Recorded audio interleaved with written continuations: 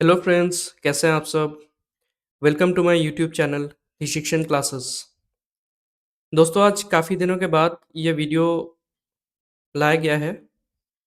Actually in दिनों मैं काफ़ी बिज़ी था काम को लेकर, जिसके कारण वीडियोस अपलोड नहीं कर पाया। तो उसके लिए माफ़ी चाहता हूँ। और हाल ही में जो हमारे फेस्टिवल्स के सीज़न थे वो भी ख़त्म हुए हैं। दुर्गा पूजा, दिवाली और छठ पूजा के जो फेस्टिवल्स थे। आई होप आपने काफ़ी एन्जॉय किया होगा फेस्टिवल्स को। खैर जो भी हो, अब से कोशिश रहेगी कि जो वीडियोज़ हैं उनको रेगुलर बेसिस पे लाया जा सके, ताकि जितने भी करंट इवेंट्स और करंट अफेयर्स के इश्यूज़ हैं, उन पर आप सबको एक डिटेल एनालिसिस और एक्सप्लेनेशन मिल सके। तो चलिए इसी के साथ शुरू करते हैं आज का टॉपिक। आज का टॉपिक है यूएस प्रेसिडेंशियल इलेक्शंस, जो कि हाल ही में कंडक्ट किए गए थे। और जो डोनाल्ड ट्रंप है वो सेकंड टर्म के लिए इलेक्ट किए गए हैं।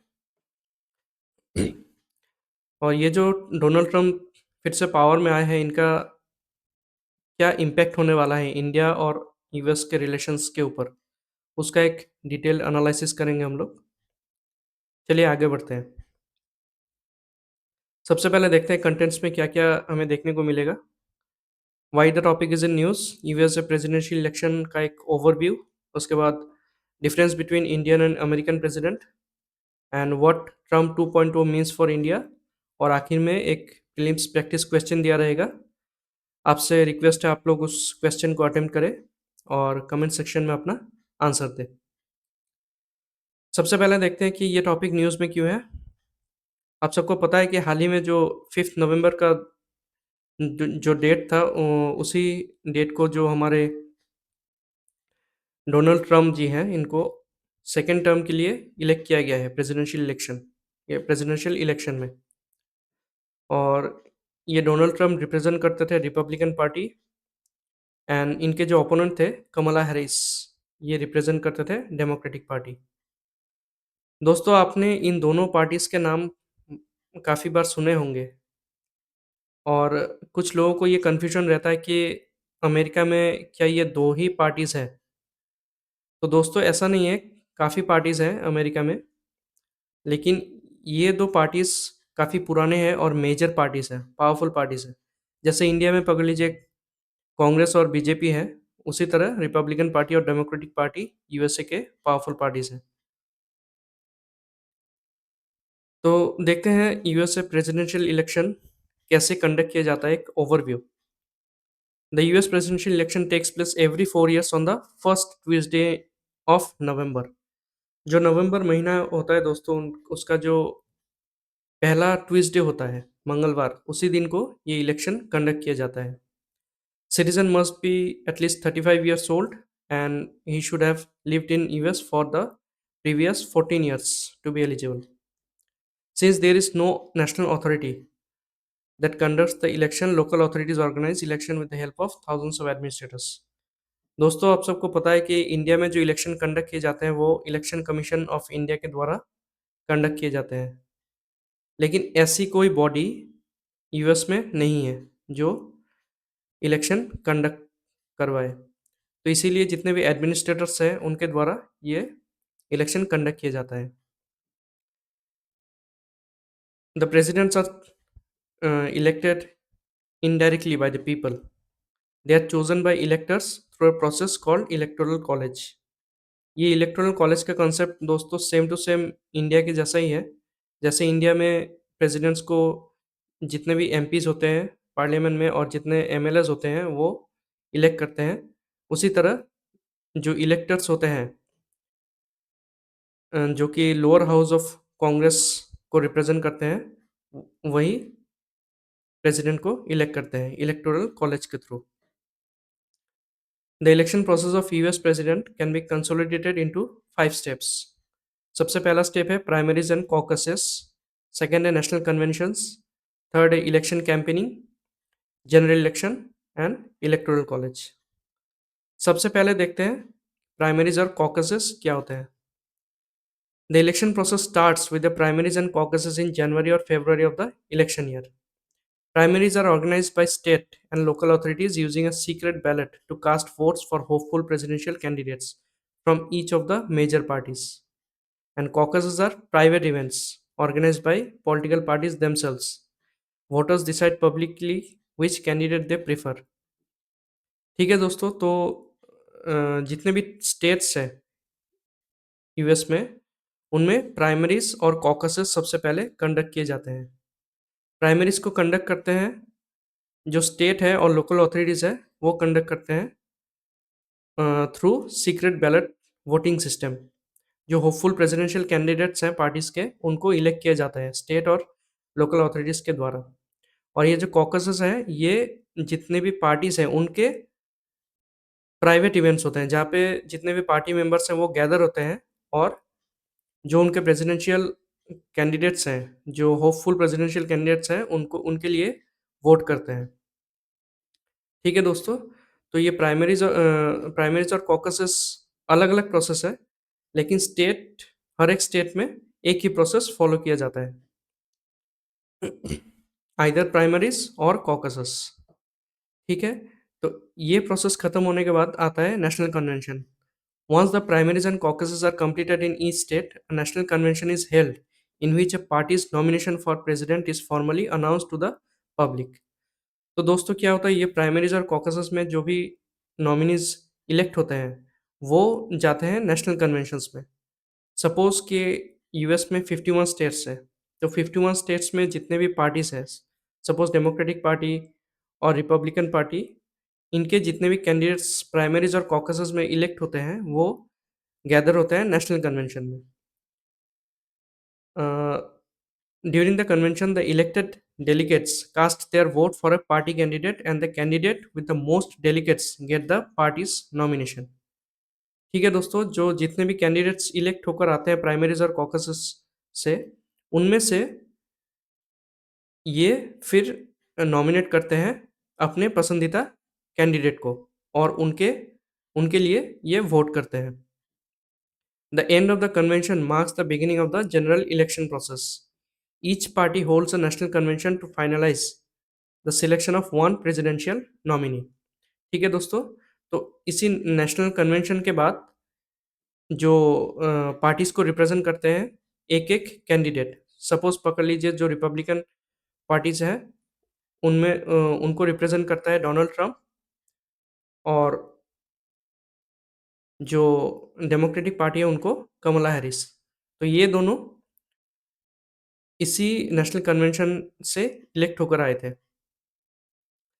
नेशनल कन्वेंशन को दोस्तों आप लोग ऐसे भी समझ सकते हैं कि पार्टी टिकट जैसे हमारे यहाँ पे जो भी एमपीज़ और एमएलएस हैं उनको जैसे पार्टी के टिकट मिलते हैं, ठीक उसी तरह नेशनल कन्वेंशन में जो भी कैंडिडेट्स होते हैं पार्टीज़ के, उनको टिकट मिलता है। थर्ड स्टेप होता है दोस्तों election campaigning. General election campaigning begins after a single nominee is chosen from each political party via primaries, caucuses and national conventions. These candidates travel the country explaining views, plans to the general population and trying to win the support of potential voters. ठीक है दोस्तों, तो national convention में जो भी candidate elect होते हैं वही प्रेसिडेंशियल इलेक्शन लड़ते हैं और वही कैंपेनिंग स्टार्ट करते हैं। तो चलिए देखते हैं दोस्तों नेक्स्ट प्रोसेस क्या होता है, जनरल इलेक्शन। जनरल इलेक्शन में दोस्तों क्या होता है, जो पीपल होते हैं ईच स्टेट के, वो वोट करते हैं किन के लिए, इलेक्टर्स के लिए। The people cast their vote for a group of people known as electors. ठीक है, इलेक्टर्स दोस्तों हमारे इंडिया के पॉइंट ऑफ व्यू से अगर हम लोग देखें तो ये एमपीज होते हैं। जो एमपीज को जो इलेक्शन हम लोग करते हैं एमपीज को सिलेक्ट करने के लिए, जनरल इलेक्शन जो होता है वही सेम प्रोसेस यहाँ पे फॉलो किया जाता है। तो इलेक्टर्स को ये लोग इलेक्ट करते हैं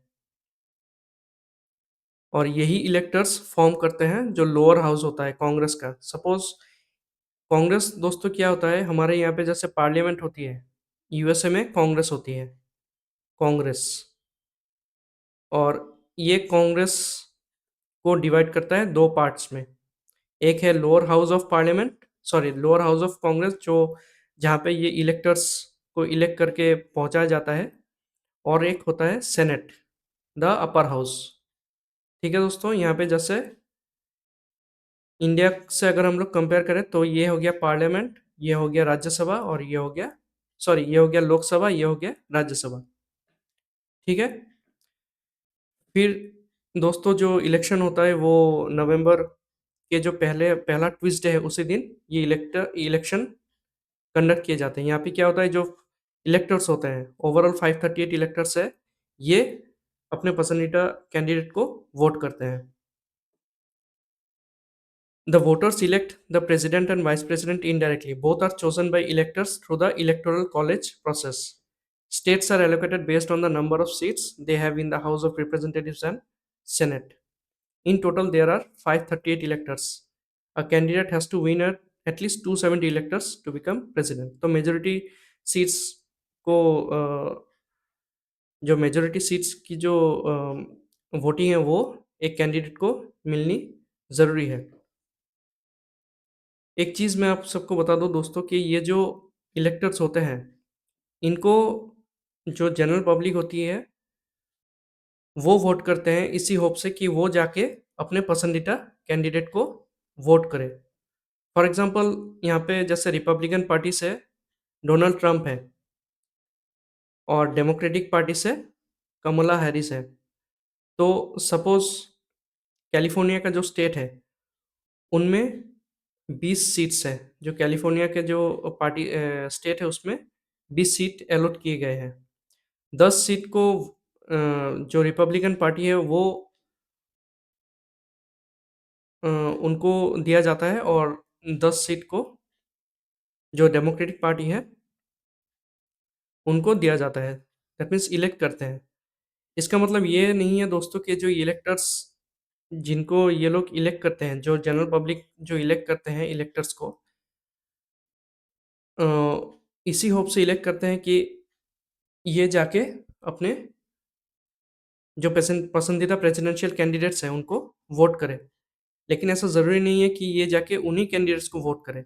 ऐसा पहले भी हो चुका है कि ये जो पॉपुलर इलेक्शन है, इलेक्टर्स को पब्लिक वोट करते हैं, लेकिन वो जाके किसी दूसरे कैंडिडेट को वोट कर देते हैं। तो इसी वजह से जो लोगों के जो पसंदीदा कैंडिडेट होता है प्रेसिडेंट के, वो हार जाते हैं। ये केस हुआ था दोस्तों 2016 में, जो हिलरी क्लिंटन और डोनाल्ड ट्रंप के बीच जो इलेक्शन हुआ था। वहाँ पे पॉपुलर वोट के हिसाब से हिलरी क्लिंटन को मिलना चाहिए था, लेकिन इलेक्टर्स ने जाके डोनाल्ड ट्रंप को के फ़ेवर में वोट कर दिया, तो वो जीत गए थे इलेक्शन। तो ठीक है दोस्तों, ये था कुछ जो इलेक्शन प्रोसेस कंडक्ट किए जाते हैं यूएसए में, उसका एक ओवरव्यू। आई होप आपको समझ में आ गया होगा। चलिए अभी देखते हैं जो डिफरेंस होता है इंडियन एंड अमेरिकन प्रेसिडेंट में। सबसे पहले देखते हैं Indian president, he is the nominal executive while PM is the real executive. But American president is the real executive. हमारे देश में दोस्तों प्रेसिडेंट जो है वो अल्टीमेटली एक्ट करते हैं जो प्राइम मिनिस्टर है उनके एडवाइस से। तो इसीलिए प्रेसिडेंट को नॉमिनल एग्जीक्यूटिव कहा जाता है और पीएम को real executive.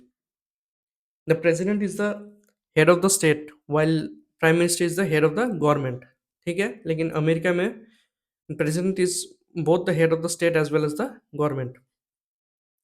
The Indian president is aided and advised by Council of Ministers, headed by Prime Minister.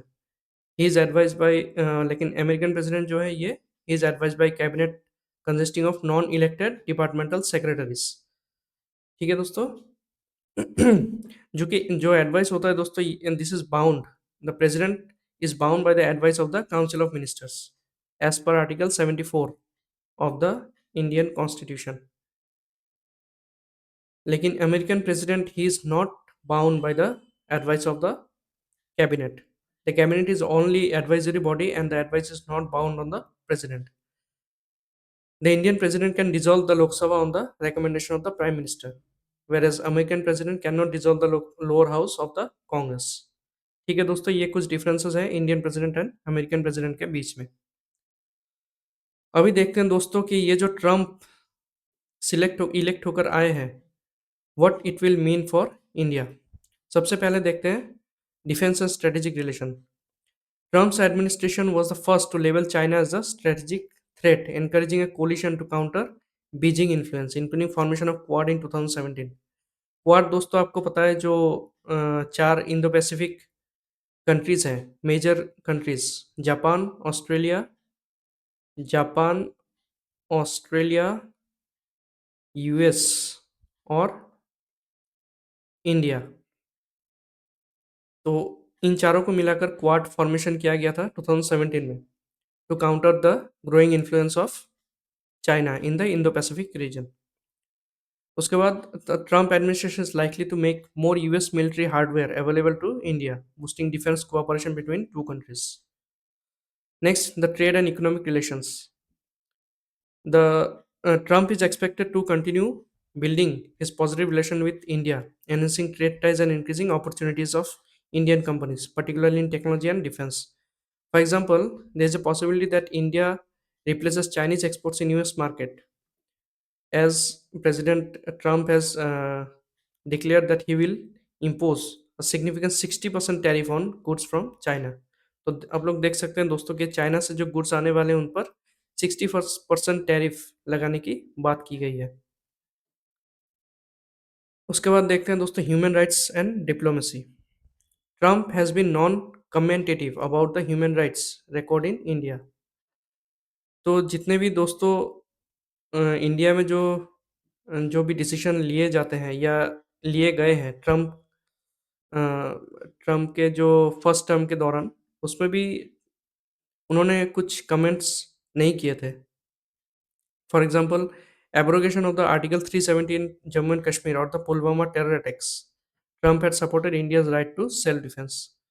तो इस पॉइंट ऑफ व्यू से दोस्तों इंडिया को एक राहत मिलेगी कि जो भी डिसीजन इंडिया लेती है उसको क्रिटिसाइज नहीं करने वाली है ट्रम्प एडमिनिस्ट्रेशन, जो कि जो बाइडेन की जो सरकार थी उनके साथ ये पॉलिसी नहीं थी। ठीक है दोस्तों, तो इस पॉइंट ऑफ व्यू से it is good to have Trump administration in our favour. Next, focusing on reducing tariff trades. ये दोस्तों कुछ जो कंजर्वेटिव पॉलिसी है डोनाल्ड ट्रम्प की, उसके बारे में बात करती है। The Trump 2.0 administration is expected to push for an America first strategy that will penalize countries to put high taxes on American products and services।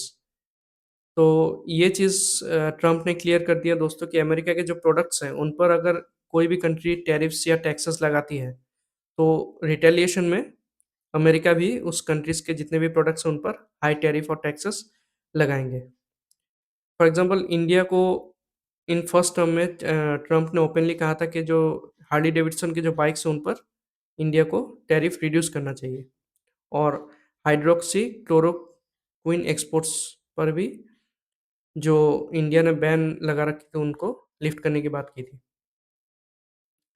तो इंडिया के लिए अगर हाई टैरिफ लगाना शुरू करती है ट्रम्प की administration, for India increase tariffs could challenge industries like IT, pharmaceuticals, textiles that rely on the US market. तो ये कुछ प्रॉब्लमेटिक हो सकती है दोस्तों इंडिया के पॉइंट ऑफ व्यू से। Next, world complaints. डब्ल्यूटीओ में जो कंप्लेंट करती है ट्रम्प, पहले भी ये कर चुके हैं। The Trump administration tendency to file complaints with the WTO could create tensions if India's trade policies और प्रैक्टिसेस आर टारगेटेड अंडर इस एडमिनिस्ट्रेशन। पहले भी दोस्तों ट्रम्प ने एक्यूज किया है इंडिया को जो as a major abuser in trade relation, highlighting tariffs and trade imbalances. एक चीज़ आपको बता दूं दोस्तों कि इंडिया की जो ट्रेड है अमेरिका के साथ, वो सरप्लस में है, और अमेरिका के जो 5 बिगेस्ट ट्रेड पार्टनर्स हैं उनमें इंडिया ही सिर्फ सरप्लस में है अमेरिका के साथ, अप्रोक्सीमेटली $32 बिलियन के करीब। Next is revocation of GSP status. GSP status दोस्तों क्या है? Generalised system of preferences. तो इसको हटा दिया गया था ट्रम्प के जो पहले टर्म के दौरान। India lost its preferential trade status under the GSP. GSP क्या है दोस्तों? It is a voluntary trade measure implemented by developed countries that provides an advantageous or preferential tariff treatment to imports from developing countries। Basically जो developing countries है दोस्तों, उनके जितने भी products हैं उन पर जो टैक्सेस होते हैं और ड्यूटीज़ होते हैं उनको कम करती है ये ये सिस्टम। तो इसको हटा दिया गया था ट्रम्प के दौरान। तो होपफुली ये चीज़ फिर से लागू करेगी ट्रम्प अपने नेक्स्ट टेन्योर के दौरान इंडिया के साथ। ठीक है दोस्तों, ये थी कुछ पॉइंट्स जो इंडिया को इम्पैक्ट इंडिया एंड यूएस के जो रिलेशंस है उनको इम्पैक्ट कर सकती हैं। एक प्रीलिम्स प्रैक्टिस क्वेश्चन दिया है दोस्तों, ये जो 2023 प्रीलिम्स यूपीएससी प्रीलिम्स थे उनमें उसमें पूछा गया था। तो आपसे रिक्वेस्ट है कि आप इस क्वेश्चन को अटेम्प्ट करें और कमेंट सेक्शन में अपना आंसर दें। इस क्वेश्चन का जो आंसर है दोस्तों, वो नेक्स्ट वीडियो में आपको मिल जाएगा। ठीक है दोस्तों, तो ये था complete analysis what Trump 2.0 will mean for India. तो चलिए इसी के साथ आप सबसे इजाज़त लेता हूँ और आपसे मुलाकात होगी नेक्स्ट वीडियो में। Thank you.